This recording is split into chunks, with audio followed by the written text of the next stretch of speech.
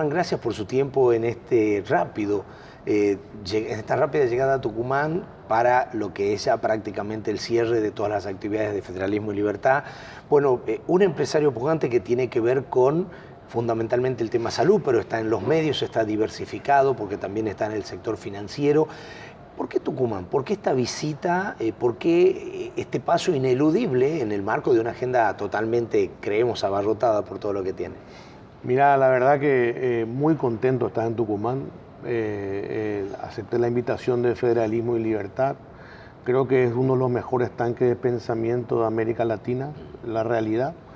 Me encantó el proyecto de contar una experiencia, el rol del empresario en Latinoamérica, ¿verdad? Creo que mañana voy a desarrollar esa ponencia y creo que la mejor forma de contribuir con un grano de arena para la gente que le puede servir es con ejemplos de vida. Entonces eso un poco es lo que mañana voy a comentar, a contar, ¿verdad? Espero no aburrirlos, ¿verdad? Pero voy a contar ejemplos de vida, de por qué, ¿verdad? Qué me pasó en mi vida, ¿verdad? Siempre, como te digo, Marcelo, tuve un episodio de enfermedad en mi vida, en el año 2006, una enfermedad intestinal inflamatoria inespecífica. El diagnóstico fue mesenteritis retráctil. 1 de cada 100.000 habitantes tiene esa enfermedad. Muy poco conocida. Conocí yo al doctor Luis Boer, una eminencia argentina. Lo llevé a Paraguay para el lanzamiento de productos. Lo llamé y me dijo, te espero en un hospital alemán. Fui al hospital alemán, me hicieron los diagnósticos, confirmaron el diagnóstico que yo tenía. Tuve una intervención quirúrgica importante y a partir de ahí eso hizo un clic en mi vida. Eso fue un poco la realidad, ¿verdad? Hizo un clic porque todo lo que estamos en el sector salud, ¿verdad? Yo tenía una capacidad de hacer responsabilidad social empresarial con donaciones de medicamentos, asistencias sociales, ¿verdad? Pero todo eso yo digo es insuficiente. Es importante, es bueno, sí, es importante, bueno, pero es insuficiente. Usted habla de lo que se conoce por ahí como responsabilidad social empresaria en el marco de la actividad. En el marco de una actividad de programas que uno tiene en las empresas para contribuir con la sociedad, ¿verdad? Entonces, ese clic que hice, o que me hizo pensar cuando en el postoperatorio, es decir, cumplí mi rol en la vida, fui un buen padre, pero decidí, ¿por qué vine a la Argentina? Ahora vine para salvarme la vida, esa es la realidad.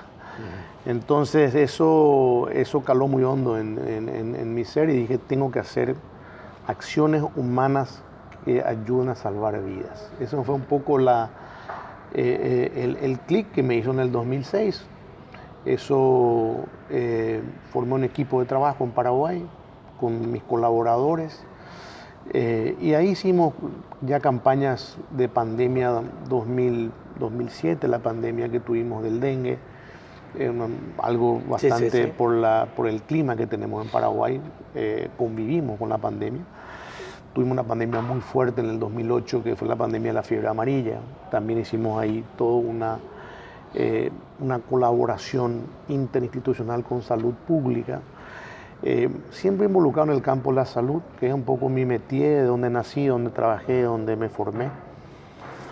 Y llegó la pandemia del 2020, la pandemia del COVID, una pandemia mundial, una pandemia en la cual Paraguay arrancó bien porque se declaró en pandemia lo más temprano posible. Pero después se relajaron las autoridades, se confiaron de manera excesiva en el mecanismo COVAX, porque Paraguay se provee vacunas a través del fondo de la OPS. Internacional. Y entonces era lo único disponible. Yo hasta vi con buenos ojos que Paraguay esté en eso. Pero después el mecanismo COVAX tuvo su desfinanciamiento, que fue público. Cerró acuerdos nada más que con una fábrica, AstraZeneca. Y se vio superado fundamentalmente. Y entonces se veía venir el fracaso del mecanismo COVAX. Alertamos a las autoridades, eso no tuvo el eco. Y yo a la par de eso empecé a a montar la capacidad a menos 70 grados en mi centro logístico. Usted igual estaba relacionado con Pfizer por la actividad. Claro, yo tengo Pfizer en Paraguay, la logística farmacéutica, y también tengo la operación logística de Sanofi Pasteur, que es el mayor laboratorio mundial de vacunas en el sector privado. Entonces tenemos la capacidad de 2 a 8 grados, y yo adicioné a esa capacidad, la capacidad a menos 70, con la compra de Ultra Freezer, Data Loggers. Las validaciones nos llevaron 5 meses, validar todos los procesos con Pfizer. Pero en el afán de que podíamos ver que en el sector privado podíamos interactuar de alguna manera con el sector público, cosa que no se dio. Y cuando la demanda de vacunas de los gobiernos excedía la capacidad de producción, entonces yo tenía todo montado. Yo ofrezco a mi gobierno, a Salud Pública de Paraguay, gratuito y sin costo, hacer todo lo que dure la pandemia, hacerle la logística farmacéutica mediante un acuerdo de cooperación. El gobierno en un principio hizo caso omiso a ese ofrecimiento. Posterior a eso, cuando las papas quemaban, lo cambiaron al ministro de Salud Pública, al doctor Mazzoleni, que estaba muy tosudo con el tema de la plataforma que Paraguay iba a utilizar, que era plataforma, se llama vector viral, la plataforma de virus inactivado no corría para Paraguay, sí la de vector viral. Esas eran 2 plataformas, Pfizer y Janssen. AstraZeneca y Janssen. Astra es plataforma de adenovirus del mono y la de Janssen adenovirus humano. Y entonces que la capacidad de menos 70 no la iban a utilizar porque no iba a tener espacio para la vacuna de Pfizer. Lo único que atiné a decirle al ministro es: ¿y qué pasa si Paraguay recibe una donación de vacuna de Pfizer? Entonces me mira desorientado, ¿verdad? Me dice: nunca imaginé que eso sería posible. Tiene sus problemas con el Congreso, lo cambian al ministro.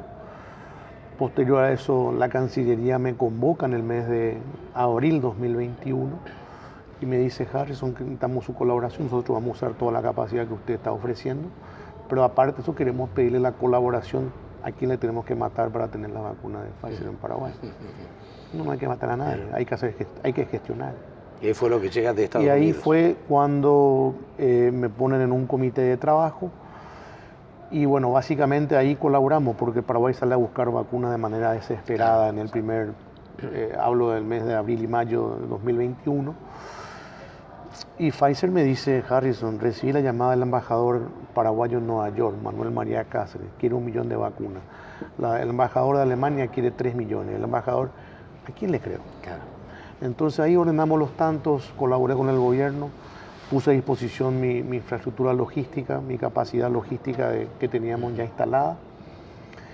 Paraguay el 14 de mayo, días patrios, trabajando en salud pública. Paraguay firma el convenio con Pfizer para la provisión de 1 millón de dosis y nosotros le hacíamos la logística totalmente gratuita y sin costo. Posterior a eso me visita el embajador americano y ve nuestra infraestructura logística y gestiona y consigue 2 millones de dosis de donación para Paraguay. Una llegó el 9 de julio y la otra el 15 días después. Y recibimos nuestro centro logístico, el desafío más importante a nivel empresarial de recepcionar 1 millón de dosis todas juntas a menos 70 grados, hacer el stop shipment con la torre de control de Pfizer. Calculamos 148 termocontenedores, 3 minutos y medio cada contenedor, 8 horas y media de trabajo. Recibimos a las 11 de la noche y a las 6 de la madrugada estábamos sacando las primeras dosis, ¿verdad? Ya porque había que hacer el descongelamiento, el posterior, había que hacer mucho trabajo logístico. Lo hicimos. Paraguay a los 15, 20 días era una nación distinta, había esperanza, la aplicación fue una aplicación masiva, colaboramos con todo lo que fue los vacunatorios en todo el país. Y bueno, esa fue un poco, y ayudamos a salvar miles de vidas, miles, ¿verdad? Paraguay lleva 19.604 fallecidos por COVID que están registrados, pero en ese momento la expectativa, si seguíamos a ese ritmo, eran de unos 60.000. Claro, entonces eso fue un poco mi incursión y del por qué, ¿verdad? El por qué era básicamente porque no tuvimos ningún beneficio ni económico ni de otra índole, ¿verdad? El norte era básicamente colaborar con mi país, con mi gobierno, con la gente, y lo hicimos, fue exitoso. Norman, pasó la pandemia, usted es un hombre de negocios indudablemente, y hablamos nosotros por estar en una región parecida, en realidad en una subregión como es la del Cicosur, la salida o la combinación por los dos océanos, en eso también Paraguay está involucrado con muchos municipios. ¿Cómo están trabajando y la infraestructura sobre todo? Paraguay, en este gobierno que está culminando, el gobierno de Mario Abdo Benítez, hizo un desarrollo importante en lo que es la infraestructura vial del Chaco paraguayo, que es donde está la vía oceánica, que es, exacto, básicamente se necesitan 2 puentes. Los 2 puentes están en construcción, uno en fase de terminación, y ya está el 70% de la obra hecha. Entonces, eso es unir el Atlántico con el Pacífico. Esa infraestructura vial estaría terminada para el año próximo, probablemente, y va a ser son 4 carriles y está preparado para el tren de carga en el medio de la ruta, entre ambas manos. Así que eso va a ser un desarrollo importantísimo para la región. Y para Paraguay ni qué decir. Involucrar esto, nosotros estamos lejos del puerto, una de las desventajas con la que cuenta el norte argentino, saliendo por Chile, ustedes involucrados, ¿le parece que el futuro con estas zonas o subzonas más allá del Mercosur y de lo que por ahí algunos hay con críticas a lo que está pasando, porque tal vez no dieron los resultados o las asimetrías complicaron un poco, ¿cómo la ve a la región como empresario? Usted que asume el desafío, que genera empleo. Mira, Marcelo, acá realmente hablo también mañana sobre una de las partes que es la globalización. El empresario latinoamericano está totalmente, nosotros no nos damos cuenta a veces de lo globalizado que estamos. Las barreras comunicacionales hoy día son mínimas. Imagínate, estoy charlando con un argentino que está vistiendo un cachemir inglés, y probablemente nos vamos a comer sushi a un restaurante japonés y volvemos a la noche y tomamos una guaraná brasilera. Entonces, esa es un poco la integración que a veces no la vemos. Yo soy una persona, un convencido que América Latina tiene un mundo de oportunidades, a pesar de todos los inconvenientes que tenemos. La integración es posible, tenemos que ser jugadores globales. Jugador global se llama a mirar un poco más del mercado en el que nos desenvolvemos, y ahí, como te comenté, me gusta transmitir con ejemplos. Farmacéuticamente hoy hay un ejemplo muy palpable, ¿verdad? Tenemos 3 crisis mundiales en este momento en una sola. Tenemos la crisis china con la quiebra de Evergrande, tenemos la crisis europea con el desabastecimiento y lógicamente la crisis energética europea. Exacto. Por la guerra de Ucrania. Y tenemos una crisis americana que no pueden lograr controlar la inflación. La Fed anunció que el año que viene suben a 5 las tasas, que la recesión es inminente. Y esto provoca una retracción de las grandes corporaciones, de dedicarse a sus mercados especializados, más desarrollados. Y hoy, por ejemplo, el mes próximo hay una empresa argentina que está en Uruguay, ¿verdad? Y recibe ya la licencia de Eli Lilly, un laboratorio americano, ¿verdad?, para toda Latinoamérica. A eso yo le llamo ser un jugador global. Entonces, para poder ser un jugador global hay que hacer las tareas. Tenemos que tener compliance, tenemos que tener los gobiernos corporativos, tenemos que animarnos a pensar en grande, animarnos a mirar un poco más de lo que es la región que nos desenvolvemos. Y yo creo que eso un poco es transmitir, digo, con un ejemplo palpable. También hay en otros sectores. Paraguay está recibiendo una inversión importante de una cervecería que está montando una planta para porque ya es un jugador global, ¿verdad? Entonces, yo creo que ese es un poco el desafío que tenemos los latinos de América del Sur, que conocemos perfectamente las Américas, si bien somos multisectorial, cada país tiene su idiosincrasia, tenemos que convertirnos para mí en jugadores globales, ¿verdad? Porque esa oportunidad está ahora, ¿verdad? Está ahora, tiene grandes potenciales Argentina por su posición marítima, por su tamaño de mercado, también por su visión de un exportador tradicional. Paraguay también tiene lo suyo, la estabilidad macroeconómica que tiene, la ubicación geográfica que tiene, estamos a 1 hora y media de San Paulo, de Santiago de Chile, de Buenos Aires, las grandes capitales. Entonces, hay ventajas competitivas que cada país tiene. Paraguay tiene impuestos bajos, tiene el triple 10, le llamo yo, tiene 10 de IVA, 10 de impuestos a las empresas de renta y 10 impuestos a la renta personal. Entonces es atractivo invertir en Paraguay, tiene una inflación menor a 2 dígitos, tiene una deuda controlada, una disciplina fiscal. Entonces hay oportunidades y los del norte de Argentina siempre estamos muy relacionados con Paraguay, sí, muy relacionados. Históricamente lo tuvimos, pero no sé si en realidad para el tema de negocios nos hemos comprometido como la región necesitaba. Yo tengo muchos familiares en el norte argentino, ¿verdad? Mi familia fue exiliada del Paraguay por motivos políticos familiares maternos, sí. Entonces tenemos gente que vive en la provincia del Chaco, en la provincia de Corrientes, en Formosa. Sé que hay mucho negocio con el algodón, está en la parte, las desmotadoras,